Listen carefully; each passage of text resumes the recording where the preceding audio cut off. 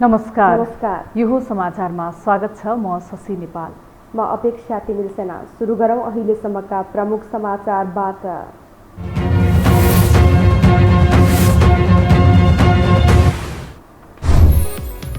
उपेन्द्र यादव पक्षले पायो जसपाको आधिकारिकता। महन्त ठाकुर पक्षले नयाँ दल दर्ता गर्नुपर्ने। यादवको पक्षमा 34 कार्यकारिणी सदस्य उम्मेद्वार रेशम चौधरी तटस्थ। एमाले विवाद थप पेचिलो बन्दै सम्मानजनक एकता हुनुपर्नेमा नेपाल पक्षको जोड। ओली र नेपाल बीच 1-to-1 वार्ता गराउने दोस्रो तहका नेताहरूको तयारी। संघीयता, धर्मनिरपेक्षता र गणतन्त्र आयातित एजेन्डा भएको रविन्द्र मिश्रको भनाई। देशको धर्म र संस्कृति मास्न जस्केलाबाट एजेन्डा घुसाइएको आरोप। कोरोना संक्रमण दर 1.5 महिना यताकै उच्च। एकै दिन थपिए 3,421 संक्रमित, 25 जनाको मृत्यु। छिट्टै तेस्रो लहर आउन सक्ने सरकारको प्रक्षेपण।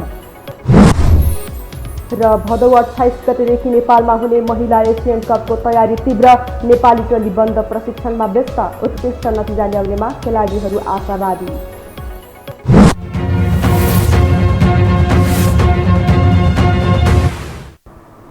अब समाचार विस्तारमा। निर्वाचन आयोगले जनता समाजवादी पार्टी जसपाको आधिकारिकता उपेन्द्र यादव पक्षलाई दिएको छ। आयोगको आज बसेको इजलासले यस्तो निर्णय गरेको हो। बहुमत यादव पक्षमा देखिएकाले आधिकारिकता दिने फैसला गरेको सचिव सुरेश अधिकारीले जानकारी दिनुभयो। उहाँका अनुसार महन्त ठाकुर पक्षले अब अर्को दल दर्ता गर्नुपर्नेछ। निर्वाचन आयोगले आज जसपाका केन्द्रीय कार्यकारिणी समितिको हेड काउन्ट गरेको थियो, जसमा 34 जना उपेन्द्र यादवको पक्षमा उभिएका थिए भने 16 जना महन्त ठाकुर पक्षमा र 1 जना तटस्थ बसेका थिए। निर्वाचन आयोगले सोमबार जनता समाजवादी पार्टी जसपामा कार्यकारिणी समितिका 51 जनाको हस्ताक्षर शनाखत गरेसँगै जसपाको आधिकारिकताको विवाद अन्त्य भएको छ। आयोगले हेड काउन्टका लागि कार्यकारिणी समिति सदस्यहरूलाई कार्यालयमा बोलाएकोमा 34 जनाले यादव पक्षमा हस्ताक्षर गरेपछि उनी नेतृत्वको जसपाले आधिकारिकता पाएको हो। एक रिपोर्ट। जनता समाजवादी पार्टीमा लामो समयदेखि जारी आधिकारिकता विवादको निरूपण भएको छ। कसको पक्षमा बहुमत छ भनेर जाँच्न सोमबार निर्वाचन आयोगले जसपाको कार्यकारिणी समितिका 51 जनालाई हस्ताक्षर शनाखत गर्न बोलाएको थियो। तीमध्ये उपेन्द्र यादव र बाबुराम भट्टराई पक्षमा 34 जनाले र अध्यक्ष महन्त ठाकुर र राजेन्द्र महतोको पक्षमा 16 जनाले हस्ताक्षर गरेका छन्। कार्यकारिणी सदस्यको हस्ताक्षर शनाखतपछि यादव र भट्टराई पक्षका नाममा पार्टी आएको छ। यसअघि ठाकुर र महतोको पक्षमा रहेका राजकिशोर यादव र मनिष सुमनले पनि यादवको पक्षमा हस्ताक्षर गरेका थिए। उनीहरूमध्ये राजकिशोर केपी शर्मा ओलीको मन्त्री परिषदमा मन्त्री समेत थिए। यस्तै निलम्बित सांसद समेत रहेका कार्यकारिणी सदस्य रेशम चौधरी टिकापुर हत्याकाण्ड प्रकरणमा दोषी ठहर भई जेल सजाय भोगिरहेका उनलाई हस्ताक्षर शनाखतका लागि आयोगको कार्यालयमै ल्याइएको थियो। त्यसअघि दुवै पक्षले आफ्नो पक्षमा रेशम चौधरी रहेको बताउँदै आएकामा उनले आफू कसैको पक्षमा हस्ताक्षर नगरी तटस्थ बस्ने निर्णय गरेका थिए। अध्यक्ष महोदयहरूमा अत्यन्त श्रद्धा लाग्छ मलाई महन्त ठाकुरप्रति। उहाँ हाम्रो लागि अत्यन्त आदर र सम्मानको पात्र हुनुहुन्छ। कसैले एक पक्षले बाजी बार्ला, कसैले हार्ला, तर जिन्दगीभरि कमाएको निष्ठाको लागि म महन्त ठाकुरप्रति भीष्म पितामहको एउटा दर्जा कायम गरिदिनु हुन र गएर मैले के गर्नुपर्छ, मैले जितिनँ, हामी मिल्नुपर्छ, हामी एक हुनुपर्छ भन्ने धारणा राख्नुपर्दछ। आज जेलबाट यस निर्वाचन आयोगमा आएर पक्ष र विपक्षको शनाखत गर्न मेरो नियत र नैतिकताले दिएन। यद्यपि यादव पक्ष नेताहरूले भने आधिकारिकता आफूहरूमा आएकोले चौधरीले जसपाको कार्यकर्ता रहेको बताउनु नै आफ्नो पक्षमा रहनु भएको बताएका छन्। तर ठाकुर महतो पक्षका नेताहरूले भने यादव पक्षले पार्टी फुटाएको आरोप लगाएको छ। यादवले पार्टी आधिकारिकताका लागि आयोगमा निवेदन दिएका कारण आफूहरूले लिखित जवाब मात्र दिएको उनीहरूको भनाइ छ। आफूहरूको त्यस्तो अपेक्षा नरहे पनि यादवका कारण जसपा फुटेको र त्यसको मूल्याङ्कन मधेसी जनताले गर्ने ठाकुर महतो पक्ष नेताहरूले बताएका छन्। हिजो आफ्नो पक्षमा रहेका सांसदहरू समेत अहिले मन्त्री र फ्ल्याटका लागि यादव पक्षमा लागेकोले सो पक्षमा बहुमत पुगेको आरोप समेत उनीहरूको छ। आज जुन यो ऐतिहासिक क्षणमा हामी कुरा गर्दैछौँ, यसको मूल्याङ्कन इतिहासले गर्नेछ, मधेसी जनताले गर्नेछ। उपेन्द्र यादवजीको कारणले गर्दाखेरि जसपा पार्टी आज फुटको दोसाँधमा छौँ हामी र यो फुटतिर उन्मुख छ। त्यसैले को कतिजना भयो भन्ने ठुलो विषय नै होइन। जनताले निर्वाचित गरेको मान्य सांसदहरू, पार्टीले समानुपातिकमा पदमा राखेर सम्मान गरेको मान्य सांसदहरू फ्ल्याटको लागि, पैसाको लागि, मन्त्री बन्नको लागि हिजो चाहिँ नि एक ठाउँमा हुनुहुन्थ्यो, आज अर्को ठाउँमा जानुभएको छ। यता यादव पक्ष भने पार्टी अझै नफुटेको बताउँछन्। केही नेताहरूले भने सत्ता स्वार्थका लागि आफ्नो बाटो रोजेको उनीहरूको तर्क छ। प्रतिगमनलाई साथ दिएका कारण ठाकुर महतो पक्षलाई जनतासँग माफी माग्न भने पनि उनीहरूले विधि र प्रक्रियामै जाने अडान लिएपछि यो अवस्था आएको उनीहरूको तर्क छ। तपाईहरूको गलत नियतको कारणले यो सबै परिणाम देशले पनि भोग्यो र यो पार्टीले पनि यो अवस्थामा पुर्याउने तपाईहरूको जिम्मेवारी हो। निर्वाचनमा उहाँहरूले के भन्नु भने अब चाहिँ विधि र प्रक्रियाबाट जो हुन्छ अगाडि बढ्नुहोस्, बाध्य भएर हामीले ल विधि प्रक्रियाबाट जाउँ भनेर सहमति गरेर अगाडि बढेको उहाँको पहिलो प्रस्ताव हो। हामीले त स्वीकार्नुहोस्, माफी माग्नुहोस् नेपाली जनतासँग, तपाईँले आफ्नो गरेको गल्तीलाई उहाँहरू स्वीकार्नु भएन, त्यसपछि अवस्था आएको हो। यसअघि पनि दुवै गुट फुट्नुभन्दा अर्को पक्षलाई दबाब दिएर हटाउने अनि पार्टी झण्डा र चुनाव चिन्ह आफ्नो पकडमा लिने रणनीतिमा देखिएका थिए। तर आधिकारिकताको विषय आयोगमै पुगेपछि भने वारपारकै स्थिति आएको हो। यद्यपि ठाकुर महतो पक्षका केही नेताहरूले आयोगले पार्टी फुटाएको आरोप समेत लगाएका छन्। तर यादव पक्ष भने आधिकारिकतासँगै आफ्ना पूर्ववत निर्णयहरू पनि स्वतः कार्यान्वयन हुने बताउँदै आएको छ। अर्थात् यसअघि पार्टीबाटै हटाइएका ठाकुर महतो सहितका नेता रहित जसपा निर्माणलाई अघि बढाउने यादव पक्षको तयारी छ। यो हो टेलिभिजनका लागि क्यामेरामा सञ्जय घिम्रेका साथमा कुलचन्द्र विष्ट, काठमाडौँ। जनता समाजवादी पार्टी जसपा नेपालका कार्यकारिणी सदस्य रेशम चौधरी पार्टी विवादमा तटस्थ बस्नु भएको छ। निर्वाचन आयोगले हेड काउन्टका लागि बोलाएपछि आज आयोग पुग्नुभएका उहाँ तटस्थ बस्नु भएको हो। जेलमा रहेको आफूलाई पक्ष वा विपक्षमा हस्ताक्षर गर्न नैतिकताले नदिएको चौधरीले बताउनुभयो। राजनीतिक मुद्दाका कारण आफू जेलमा बस्नु परेको भन्दै उहाँले आफू अझै पनि न्यायको पक्षमा रहेको र सबै पार्टीका नेताबाट सहयोगको अपेक्षा गरेको बताउनुभयो। आज जेलबाट यस निर्वाचन आयोगमा आएर पक्ष र विपक्षको शनाखत गर्न मेरो नियत र नैतिकताले दिएन। मेरो लागि पक्ष जसपा हो, विपक्ष पनि जसपा हो। म जसपाको एउटा कार्यकर्ता हो। आज राजनीतिक मुद्दाका कारणले म जेल बस्नु परेको छ। मेरो मुद्दामा मेरो राजनैतिक दल, मेरो पार्टी कतिको लडिरहेको छ त्यो उहाँहरूको दृष्टिकोण होला। आफ्नो एकमात्र एजेन्डा न्याय भएको बताउँदै सांसद चौधरीले आफू पार्टीको वफादार सिपाही भएको र आफ्ना लागि महन्त ठाकुर भीष्म पिताह सरह भएको बताउनुभयो। नेकपा एमालेको माधव नेपाल पक्षले पार्टी एकताका लागि थप प्रयास गर्ने निष्कर्ष निकालेको छ।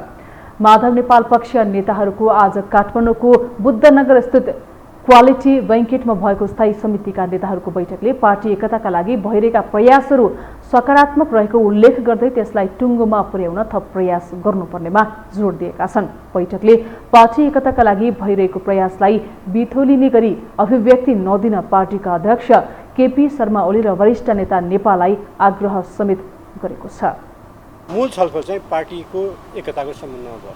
अझसम्म देखिएका अझसम्म जे एकताको लागि प्रयासहरू भइरहेछन् ती प्रयासहरू धेरै हदसम्म सकारात्मक भएको र ती सकारात्मक प्रयासहरूलाई अब छिटो नै टुङ्गोमा पुर्याउनु पर्ने, त्यसलाई टुङ्गोमा पुर्याउनुको लागि अब थप प्रयत्नहरू गरौँ भन्ने कुरा भयो र सबैको सहमति के भने एकतामा जोड दिएर जानुपर्छ भन्ने कुरामा सबैको सहमति।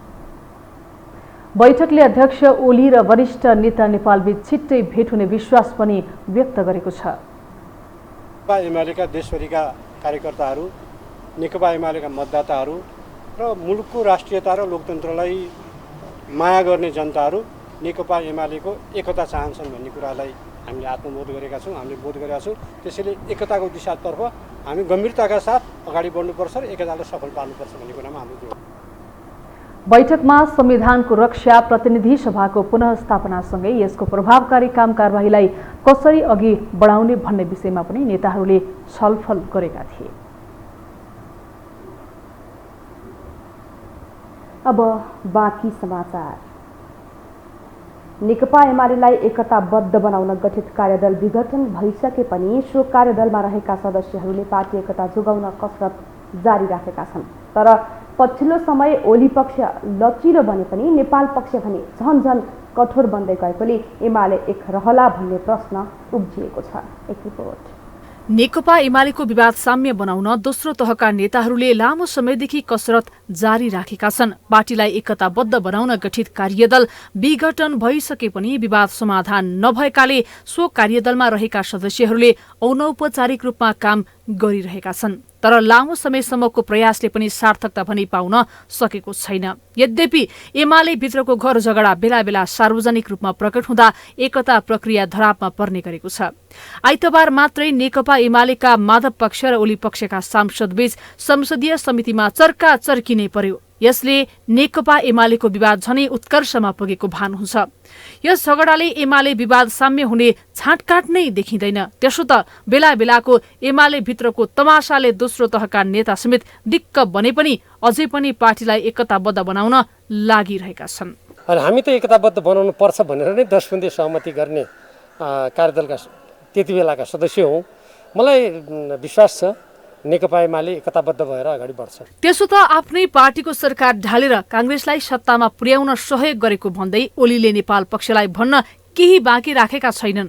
यसले गर्दा माधव झन चिडिएका छन्। त्यसो त सर्वोच्च अदालतको परमादेशपछि सरकार विघटन भएसँगै ओलीले नेपालको स्थान पार्टीमा नरहेको उल्लेख गर्दै स्पष्टीकरण समेत सोधेका थिए। तर माधव पक्षले उल्टै ओलीलाई आरोप लगाउँदै जवाफ दिएपछि ओली यो विषयमा मौन छन्। दोस्रो तहका नेताहरूको निरन्तरको दबावपछि पछिल्लो समय ओली केही लचिलो बन्ने गरेका छन्। ओलीले विगतको गल्ती स्वीकार्दै सचिएर आए पार्टीमा ठाउँ दिने बताउँदै आएका छन्। तर माधव पक्ष भने झन कठोर देखिँदै आएको छ। जना कार्यदलका सदस्य र शीर्षस्थ नेताहरूलाई पनि बोलाएर उहाँहरूका डिफरेन्सेस रहेका कुरा के हुन् किनकि अब हाम्रो लेभलमा त हामीले डिफरेन्स देखेनौँ। संसद पुनर्स्थापना भयो, सरकार बन्यो, त्यसमा उहाँहरूले देखेको डिफरेन्स हामीले देखेको, सर्वोच्चसम्म जानु परेको प्रतिगमन वा यो जे शब्दावलीहरू प्रयोग भएर पुग्यो त्यो चाहिँ एउटा स्टेजसम्म पुग्यो। अब यसलाई छेदविच्छेद बनाउने भन्दा पनि पार्टी आन्तरिक एकताका लागि अगाडि बढ्नुपर्छ। म चाहिँ नेकपा एमाले 100% एकताबद्ध हुन्छ, यो छिटै हुन्छ भन्ने कुरामा विश्वस्त छु। यसो त ओलीले नेपाललाई पार्टीमा दोस्रो अध्यक्ष बनाउने समेत बताउन थालेका छन्। यता नेपाल पक्ष भने पार्टीमा अपमान सहेर बस्न नसक्ने भन्दै ओलीलाई थप गाल्न लागि परेका छन्। कतिपय राजनीतिक विश्लेषकहरू भने एमाले भित्रको लेनदेन नमिलुन्जेल यसको विवाद साम्य नहुने बताउँछन्। यस्तो दिन जस्तो अब एकता पनि हुन्न, कारबाही पनि हुन्न। मेरो बुझाइमा जसरी अहिले चलिरहेको छ यही रूपमा रहन्छ। माओवादी नेपालहरूले पार्टी पनि छोड्दैनन्, उहाँलाई कारबाही पनि अब ओलीले पार्टीमा गर्ला नि आफ्नो नाममा छ। तैपनि अब माओवादी नेपाललाई जब ओलीले कारबाही गरेपछि ओली समूहभित्र चाहिँ यिनलाई कारबाही गर्नुहुन्न, पार्टी सानो हुन्छ भनेर ओलीकै विरुद्धमा चाहिँ ओली समूहमा दुईवटा छ। एउटा राष्ट्रपति समूह छ, ओली गुटभित्र पनि दुईटा उपगुट छ। एउटा ओली नै छ, अर्को राष्ट्रपति गुट। लामो समयदेखि नेकपा एमाले भित्रको विवाद साम्य नहुँदा सिङ्गो पार्टीलाई क्षति पुगेको देखिन्छ। पार्टीका युवाहरू पनि आफ्नो समूहलाई रक्षा गर्ने नाममा लगाम बिनाको घोडा जस्तो बन्ने गरेका छन्। देशकै ठूलो दलभित्रको बेथितिले नेपालको राजनीतिलाई अस्थिर बनाउने भन्दै विज्ञहरूले चिन्ता प्रकट गर्ने गरेका छन्। विवेकशील साझा पार्टीका अध्यक्ष रविन्द्र मिश्रले नेपालमा संघीयता, धर्मनिरपेक्षता र गणतन्त्र आयातित एजेन्डा भएको बताउनु भएको छ। राजतन्त्र फ्याँकेर गणतन्त्र स्थापना हुनुमा दक्षिणी छिमेकी भारतको हात रहेको उहाँको भनाइ छ। आफ्नो पार्टीभित्र छलफलका लागि पेश गरेको डकुमेन्टमा मिश्रले संघीयता र धर्मनिरपेक्षता सँगसँगै गणतन्त्रमाथि पनि प्रश्न उठाउनु भएको हो। धर्मनिरपेक्षता विरोधी जनआवाजलाई शीर्ष नेताहरूले पुरै बेवास्ता गरिदिएको मिश्रको आरोप छ। धर्मनिरपेक्षता यो देशको धर्म र संस्कृति मास्नका लागि जस्केलाबाट घुसाइएको उहाँको भनाइ छ। ऊर्जा, जलस्रोत तथा सिंचाई मन्त्री पम्पा भूषालले गरिबीको रेखामुनि रहेका जनतालाई निःशुल्क विद्युत उपलब्ध गराउने बताउनु भएको छ। आज सिंहदरबार स्थित आफ्नै कार्यकक्षमा पत्रकार सम्मेलन गरी उहाँले गरिबीको रेखामुनि रहेका जनतालाई निःशुल्क विद्युत दिनुपर्छ भनेर आफूले गृह कार्य गरिसकेको जानकारी समेत दिनुभयो। मन्त्री भूषालले गरिबीमा रहेका जनतालाई निःशुल्क विद्युत दिने अवधारणा अघि सारे पनि निर्णय भने भइ नसकेको प्रश्न पार्नुभयो। मन्त्री भूषालले विद्युत महसुल यस्तो बनाउने योजना पनि अघि सार्नुभयो। रेट बढ्छ जस्तो जुन ढङ्गको स्थिति छ, सायद यसलाई हामीले सम्बोधन हल गर्नुपर्छ।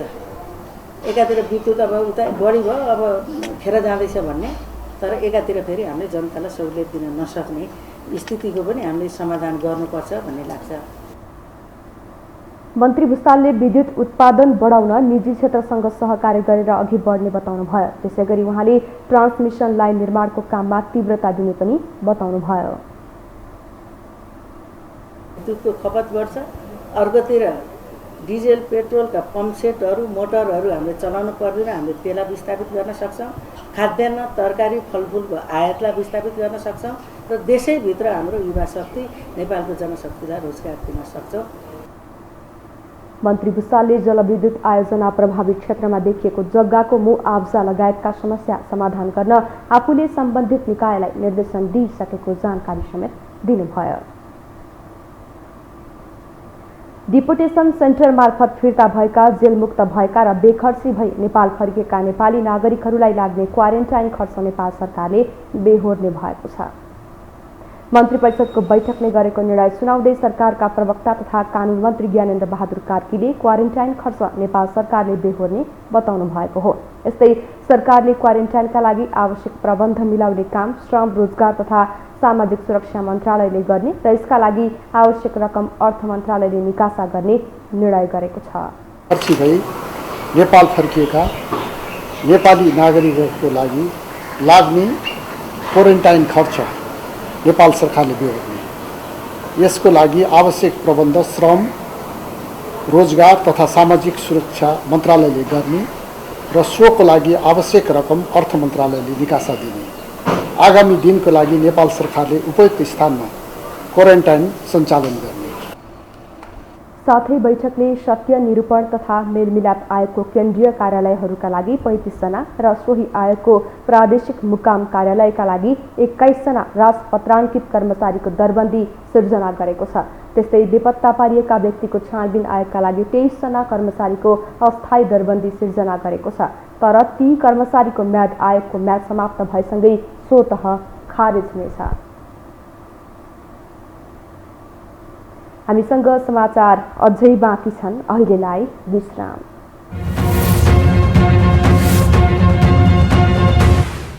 विश्रामपछि स्वागत छ। अब बाँकी समाचार। पछिल्लो 24 घण्टामा नेपालमा थप 3421 जनामा कोरोना संक्रमण पुष्टि भएको छ। स्वास्थ्य तथा जनसङ्ख्या मन्त्रालयका अनुसार 12,240 पिसिआर र 5,032 एन्टिजेन परीक्षण गर्दा 3,421 जनामा संक्रमण पुष्टि भएको हो। त्यस्तै सोही अवधिमा 25 संक्रमितको मृत्यु भएको छ।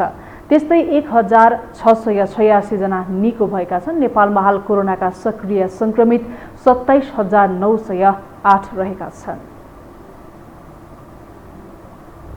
आगामी असोज र कार्तिकको बीचमा कोरोना संक्रमणको तेस्रो लहर आउन सक्ने स्वास्थ्य तथा जनसङ्ख्या मन्त्रालयले प्रक्षेपण गरेको छ। संसदको शिक्षा तथा स्वास्थ्य समितिमा आज भएको छलफलमा हालको संक्रमण दर यही रूपमा स्थिर रहे असोज 15 पछि तेस्रो लहर आउने सम्भावना रहेको स्वास्थ्य मन्त्रालयका पदाधिकारीले प्रक्षेपण गरेका छन्। मन्त्रालयले आगामी मक्सिरसम्ममा करिब 2 लाख नयाँ संक्रमित थपिन सक्ने प्रक्षेपण गरेको छ। संक्रमणको तेस्रो लहरमा बालबालिका बढी जोखिममा पर्न सक्ने अनुमान पनि स्वास्थ्य मन्त्रालयले गरेको छ।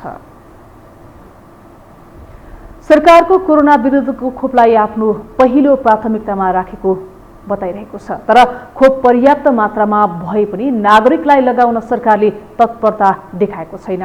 नेपालमा हालसम्म 97,82,850 डोज खोप प्राप्त भए पनि 41 लाख डोज खोप भने भण्डारणमा थन्किएको छ।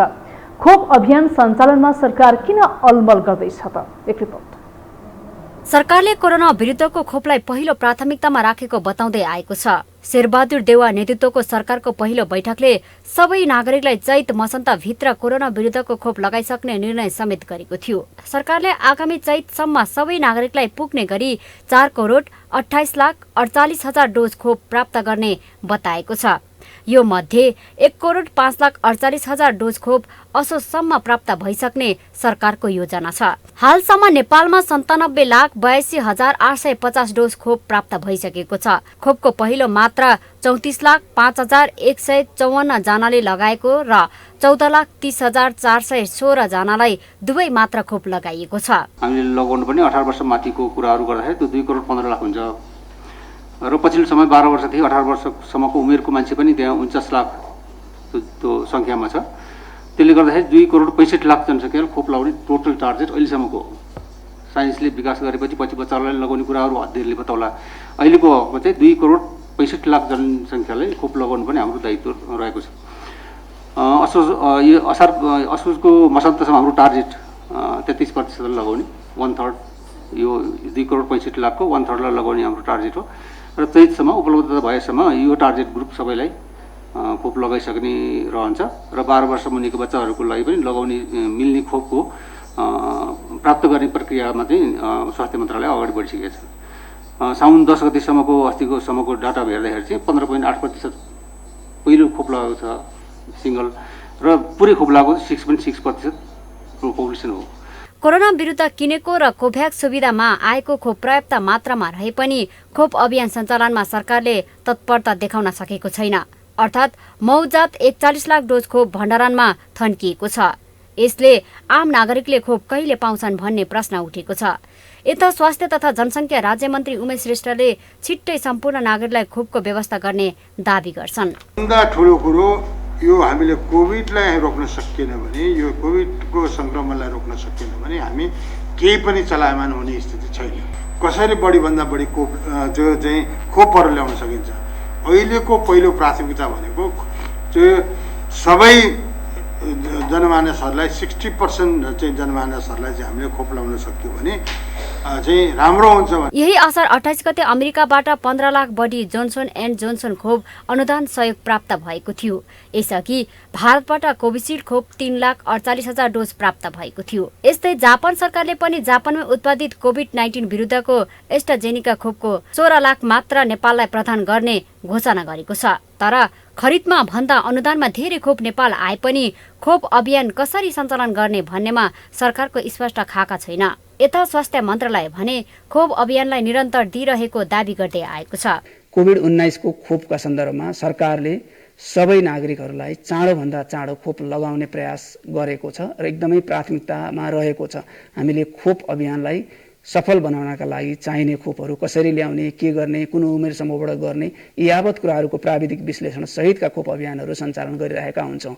यो सबै कुराहरूको योजना बनाउने सन्दर्भमा विश्वव्यापी रूपमा सफल भएका खोपहरू, गुणस्तरीय खोपहरू र विश्व स्वास्थ्य सङ्गठनले मान्यता दिएका खोपहरू मात्रै ल्याएर हामीले नेपालमा प्रयोग गर्छौँ, अभियान सञ्चालन गर्छौँ। सरकारले निःशुल्क रूपमा अभियानहरू सञ्चालन गरिरहेको अवस्था छ। कोभिड संक्रमण बढिरहेका बेला खोप लगाउन भएको अलमलले सरकार योजनाविहीन जस्तै देखिएको छ। सरकारको काम भनेको खोप ल्याउने हो। यसको व्यवस्थापन गरेर जनताको पहुँचसम्म पुर्याउने काम प्रदेश र स्थानीय सरकारको पनि हो।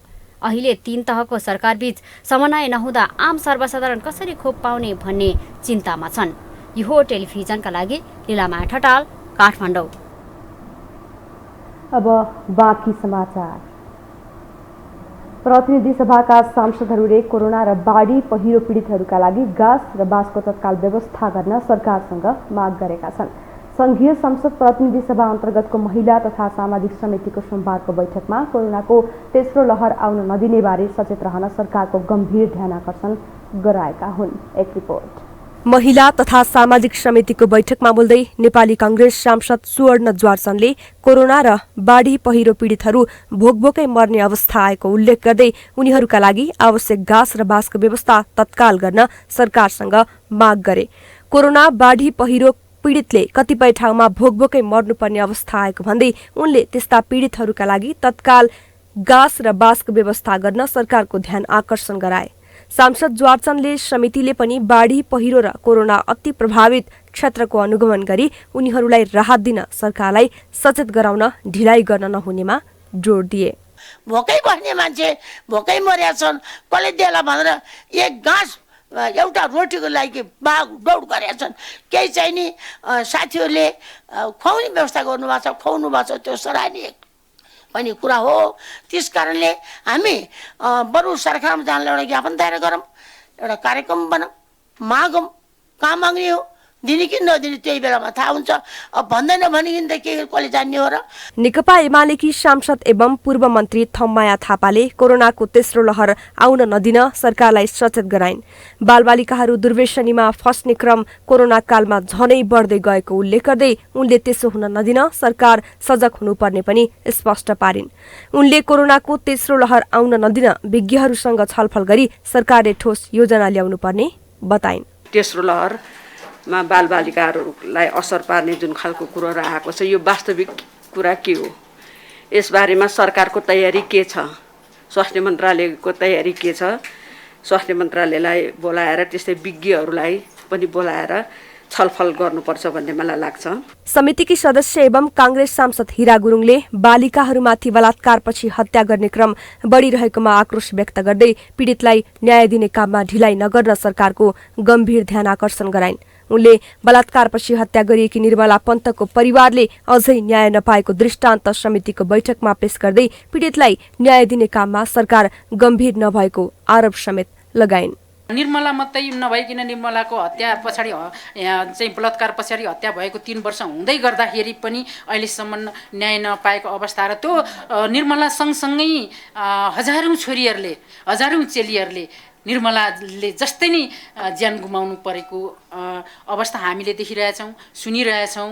अब कसैले न्याय पाए भने कसैले त अहिलेसम्म न्याय पाएका छैनन्। त्यस्तो हत्याराहरू पत्तो लगाउन र उनीहरूलाई कानुनी घेरामा ल्याउनु हामीले कडा रूपमा चाहिँ यो समिति उत्रिनुपर्छ। बैठकमा अमृता थापा मगर, विमला विश्वकर्मा लगायतका सांसदहरूले सामाजिक कलंकको रूपमा रहेको छाउपडी प्रथा, बोक्सी, दाइजो दिने जस्ता काम अन्त्य गर्न सामाजिक अभियान नै चलाएर अघि बढ्न सरकारको ध्यानाकर्षण गराएका थिए। बाढीग्रस्त सिन्धुपाल्चोकको मेलम्ची, हेलम्बु र 5 पोखरीका स्थानीयले तत्काल पुनर्वासको व्यवस्था मिलाउन सरकारसँग माग गरेका छन्। मेलम्ची, हेलम्बु र 5 पोखरीका स्थानीयले आज प्रधानमन्त्री शेरबहादुर देउवालाई 10 बुँदे ज्ञापन पत्र बुझाउँदै तत्काल पुनर्वासको व्यवस्था हुने गरी आर्थिक सहायताको उचित व्यवस्था गर्न माग गरेका हुन्। प्रधानमन्त्री निवास बालुवाटार पुगेका उनीहरूले केपी ओली नेतृत्वको अघिल्लो सरकार र स्थानीय सरकारले आफूहरूलाई राहत दिने विषयमा चासो नदिएपछि आफूहरू बिचल्लीमा परेको उल्लेख गर्दै उचित राहतको व्यवस्था गर्न प्रधानमन्त्री देउवाको ध्यानाकर्षण गराएका थिए।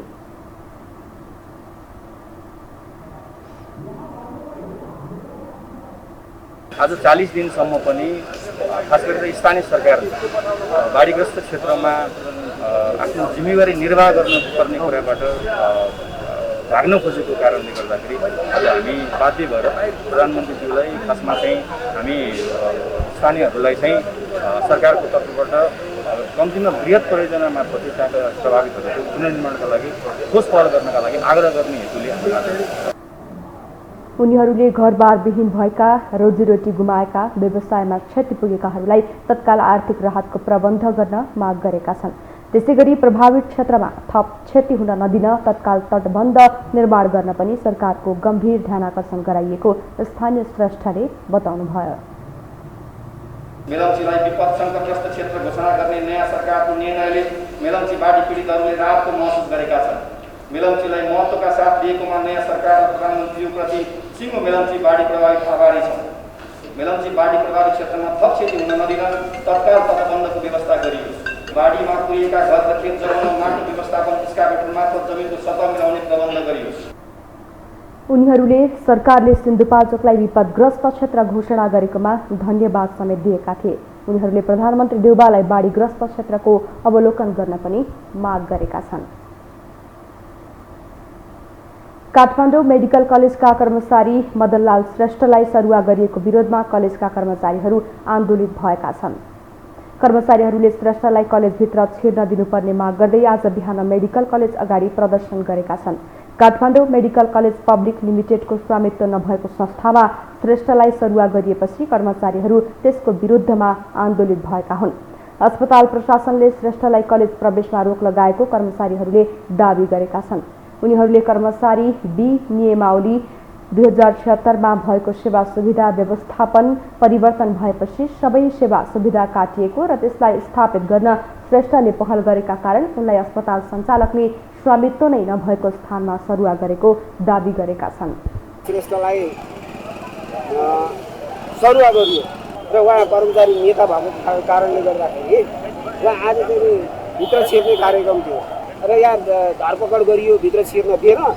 त्यस कारणले कर्मचारी स्वस्फूर्त रूपमा उहाँलाई भित्र छिराउनको लागि हामी बाहिर जम्मा भयौँ र सबै कर्मचारीलाई बाहिर राखेर भित्र बिरामीहरू थुनेर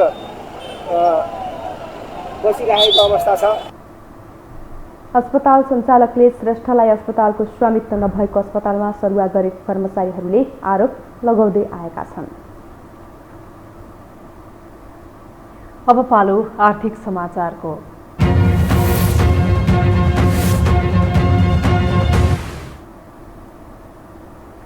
साताको दोस्रो दिन शेयर बजार नेप्से परिसूचक 8.24 अङ्कले घटेर 3050.43 को बिन्दुमा कायम भएको छ।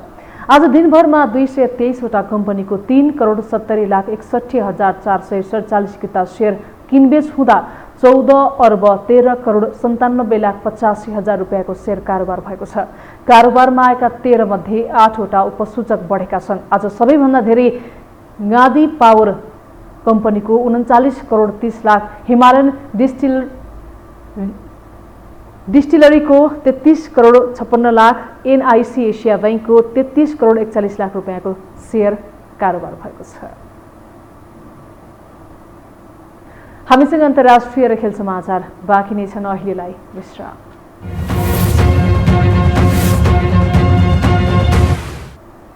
विश्रामपछि स्वागत छ। अब अन्तर्राष्ट्रिय समाचार।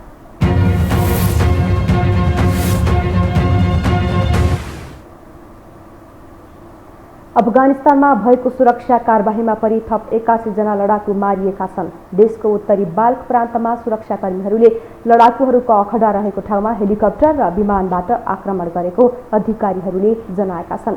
काल्डा र चाम्टाल जिल्लामा भएको घटनामा अन्य 43 जना घाइते पनि भएको अधिकारीहरूले जनाएका छन्। त्यसो त युद्ध अन्त्यका लागि पटक पटक वार्ता भइरहे पनि निष्कर्षमा पुग्न भने सकेको छैन। तालिबान विद्रोही लडाकुहरूले देशभरका झन्डै 200 जिल्ला आफूहरूको नियन्त्रणमा रहेको दावी गर्दै आएका छन्। अब पालो खेल समाचारको।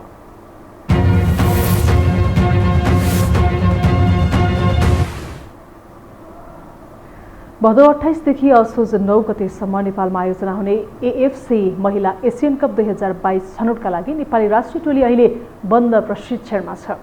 समूह एफमा रहेको नेपालले अर्को वर्ष भारतमा हुने प्रतियोगितामा छनौट हुने लक्ष्यसहित तयारीलाई तीव्रता दिइरहेको छ। एक रिपोर्ट। सातबाटो स्थित एन्फा कम्प्लेक्सको मैदानमा नेपाली टिमले नेपालमा आयोजना हुने एएफसी महिला एसियन कप 2022 को छनौटका लागि तयारीलाई तीव्रता दिइरहेको छ। मुख्य प्रशिक्षक ग्यारी फिलिप्सले खेलाडीलाई बन्द प्रशिक्षणमा बोलाएका छन्। छनौट चरणको खेल खेल्न लागेको नेपाल समूह एफमा रहेको छ। नेपालको समूहमा फिलिपिन्स र हङकङ रहेका छन्। एसियन कप खेल्ने लक्ष्य नेपाली टोलीले राखेको छ। नेपाली टोलीका लागि ठूलो अवसर भएको भन्दै सहायक प्रशिक्षक अरुणा गुरुङले खेलाडीले मेहनत गरेको बताइन्। यो त ठुलो अपर्च्युनिटी हो, किनभने अब यो विगत जस्तै हामीले खेले हाम्रो पालामा एसियन च्याम्पियनसिप मात्रै खेल्थ्यो। अहिले चाहिँ पछि साफले गर्दाखेरि त्यो एसियनमा चाहिँ जान सकिएन। अहिले यो चाहिँ फर्स्ट अहिले गर्छ। यो चाहिँ बिग अपर्च्युनिटी। चुनौती त टफै छ र पनि अब उनीहरूको न्यू एक्सपिरियन्स पनि हो। आफूभन्दा हाई ऱ्याङ्किङसँग खेल्न पाउँदाखेरि यो नयाँ चाहिँ एक्सपिरियन्स पनि हो। ग्यारी फिलिप्स देश बाहिर रहेकाले एन्फाले चेतन घिमिरे, भगवती राणा मगर र अरुणा गुरुङलाई सहायक प्रशिक्षकमा नियुक्त गरेर तयारीलाई तीव्रता दिइरहेको हो। घरेलु मैदानमा हुने छनौट खेलमा नेपालका लागि नेपाली महिला टोलीले तयारी राम्रो गरिरहेको भन्दै एसियन कपका लागि छनौट हुने आशावादी रहेको कप्तान रेणुका नगरकोटीले बताइन्। टिमको तयारी अब अहिले एकदम राम्रो भइरहेछ। लगभग ट्रेनिङ गरेको हामीले 1 हप्ता जति भयो। सुरुमा चाहिँ अलिक गाह्रो नै भइरहेको थियो, किनभने यो कोभिडले गरेर हामी त्यो लिग खेलेकोदेखिबाट कोही पनि ट्रेनिङमा थिएन अहिलेसम्मलाई। एकैचोटि यहीँ नेसनल टिमकै ट्रेनिङमा आएर ट्रेनिङ गरेको, त्यही भएर थोरै गाह्रो चाहिँ भइरहेको थियो। तर अहिले चाहिँ रिकभर भइसक्यो। तयारी एकदम राम्रो हुँदैछ। हामीले आफ्नो म्याच खेल्ने हो, आफ्नो गेम देखाउने हो, त्यही हो। राम्रो छ। हामीले पनि आफ्नो गेम राम्ररी खेल्न सक्यो भने चाहिँ हामी हार्छै भन्ने चाहिँ छैन। चोटका कारण हाल कतारमा उपचार गराइरहेकी सर्वाधिक गोलकर्ता तथा मुख्य फरवर्ड सावित्रा भण्डारी भने टोलीबाट बाहिर हुनेछिन्। मुख्य खेलाडी नभए पनि नयाँ खेलाडीको प्रदर्शनबाट प्रतियोगितामा छनौट हुने बताइन्। टिमलाई अब सबभन्दा स्ट्रङै सावित्रा भण्डारी जस्तो लाग्थ्यो होइन। अब ऊ नभएपछि त अब अलिकति भने नि पहिलाभन्दा अलिकति केही लुज जस्तो लागिरहेछ। डिफेन्समा त प्रायः सबै नै छ, तर त्यसमा पनि मनमाया लिम्बू पनि छैन नि त योपालि, तर उसलाई कभर गर्ने अर्को प्लेयर पनि आइरहेछ अहिले। राष्ट्रिय महिला फुटबल टिमका लागि 3 जना सहायक प्रशिक्षकले मुख्य प्रशिक्षक ग्यारी फिलिप्सको निर्देशनमा अभ्यास गराइरहेका छन्। यो हो टेलिभिजनका लागि एजेन्सीको सहयोगमा लीलामाया ठटाल, काठमाडौँ। राष्ट्रिय टोलीका प्रशिक्षक अब्दुल्लाह अल मुताइरीले सामाजिक सञ्जाल मार्फत आइतबार राजीनामा दिने घोषणा गरेसँगै नेपाली फुटबल क्षेत्र आश्चर्यमा पर्यो। पछिल्लो पटक राष्ट्रिय टोलीले केही आशा लाग्दो प्रदर्शन गरेपछि उनको चर्चा झनै चुलिएको थियो, तर खेलकुद क्षेत्रमा छिरेको राजनीतिले उनी टिक्न सकेनन्। एक रिपोर्ट। नेपाली फुटबल प्रशिक्षक अब्दुल्लाह अल मुताइरी पछिल्लो समय नेपालकै सामाजिक सञ्जालमा चर्चित पात्र मध्येमा पर्छन्। नेपाली फुटबल समर्थक माझ प्रिय बनेका उनी आफ्नो व्यक्तिगत समय समर्थक माझ रहेर पनि व्यतीत गर्दै आएका छन्। पछिल्लो पटक राष्ट्रिय टोलीले केही आशालाग्दो प्रदर्शन गरेपछि उनको चर्चा झनै चुलियो। उनले टोलीको हारपछि आफ्ना खेलाडीको बचाउमा दिएको अभिव्यक्तिले चौतर्फी प्रशंसा पाएको थियो, तर तिनै प्रशिक्षक अल मुताइरीले राजीनामा दिने घोषणा गरेसँगै नेपाली फुटबल क्षेत्रमा तहल्का नै मचिएको छ।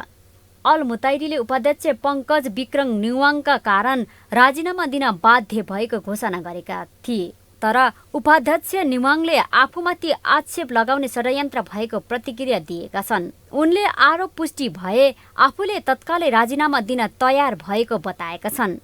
म आफै आश्चर्यचकित छु। मलाई विश्वास छ एन्फाले यो छानबिन समिति गठन गर्छ र यसमा मलाई दोषी देख्यो भने म फुटबल संघबाट राजीनामा दिन तयारी छु। उसले कसको दोषी देखिन्छ छानबिनबाट ऊ यसको भागीदार हुनुपर्छ। अखिल नेपाल फुटबल संघका प्रवक्ता किरण राईले आधिकारिक रूपमा प्रशिक्षकको राजीनामा नआएको बताए। प्रवक्ता किरणका अनुसार प्रशिक्षक तनावमा रहेको र आराम गर्न चाहेको भन्दै एन्फामा पुगेको बताएका छन्। स्ट्याटस पोस्ट गरिसके पछाडि मलाई उहाँ यहाँ आउनुभएको थियो। के भएको त्यस्तो राजीनामाको प्रसङ्ग आयो भन्दाखेरि म चाहिँ अलिक तनावमा छु भन्नुभएको छ। म चाहिँ केही हप्तादेखि तनावमा छु भनेर उहाँले असन्तुष्टि जनाउनु भएको छ र अहिले लिखित रूपमा राजीनामा उहाँले दिनुभएको छैन।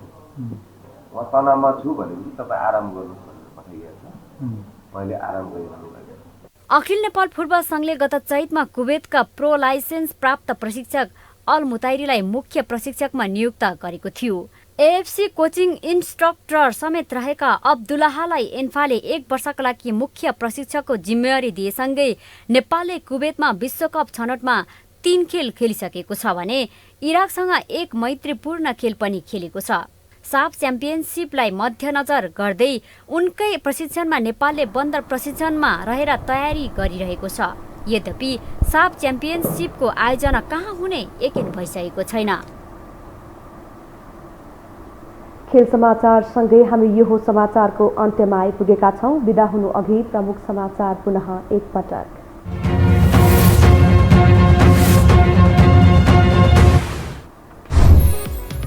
उपेन्द्र यादव पक्षले पायो जसपाको आधिकारिकता।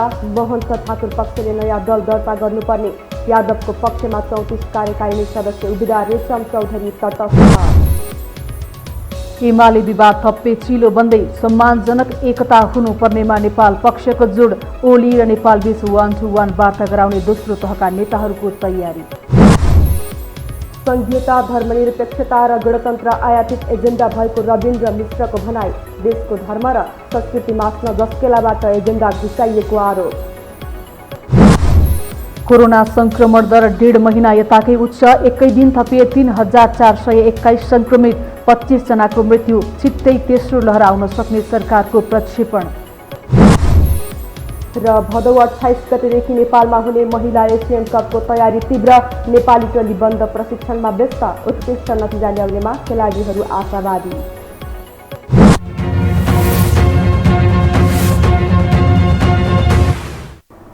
हवस् त यो समाचार सकियो। समाचार बुलेटिनका साथै यो टेलिभिजनका सम्पूर्ण कार्यक्रम yoho-television.com, yoho-खबर.com, युट्युब र फेसबुकमा पनि पढ्न र हेर्न सक्नुहुनेछ। मोबाइलमा योहो टिभी एप डाउनलोड गरी हामीलाई प्रत्यक्ष हेर्न सक्नुहुनेछ। तथ्यसहितको निष्पक्ष समाचारका लागि हेर्दै रहनुहोला योहो टेलिभिजन। नमस्कार।